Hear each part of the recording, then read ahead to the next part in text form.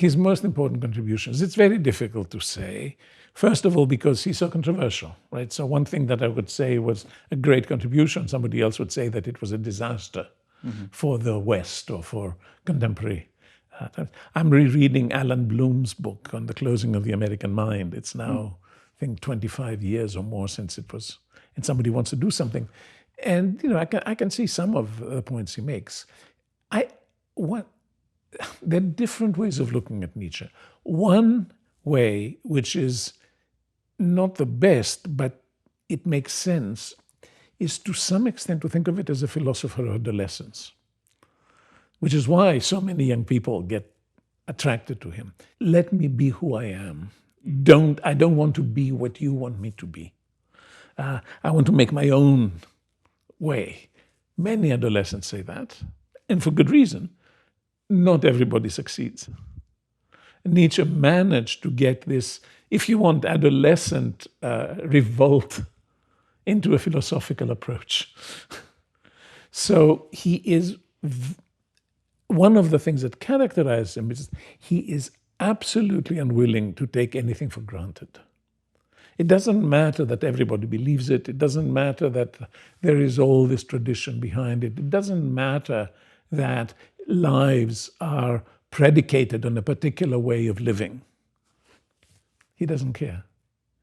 And in that respect, he's very like Socrates, who is doing very much the same. I mean, he thought that the Athenians were using the traditional virtues and ideas that they had inherited, and that they were no good, and that for Socrates, you need to support your cultural, ethical, or whatever views on completely objective criteria.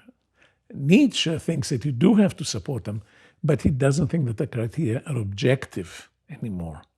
They are, you could say, intersubjective. Sometimes he seems to think it doesn't matter what anybody thinks. I'm the one who I am.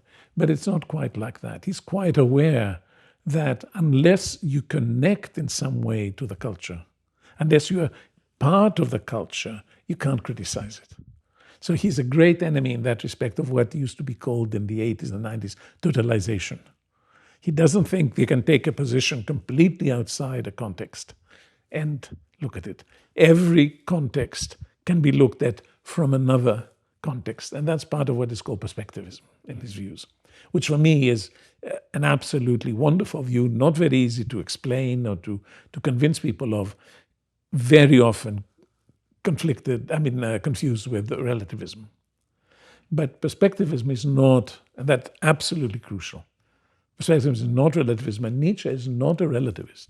He even clearly says it's stupid to think that morality is relative because you see different cultures deal with morality differently.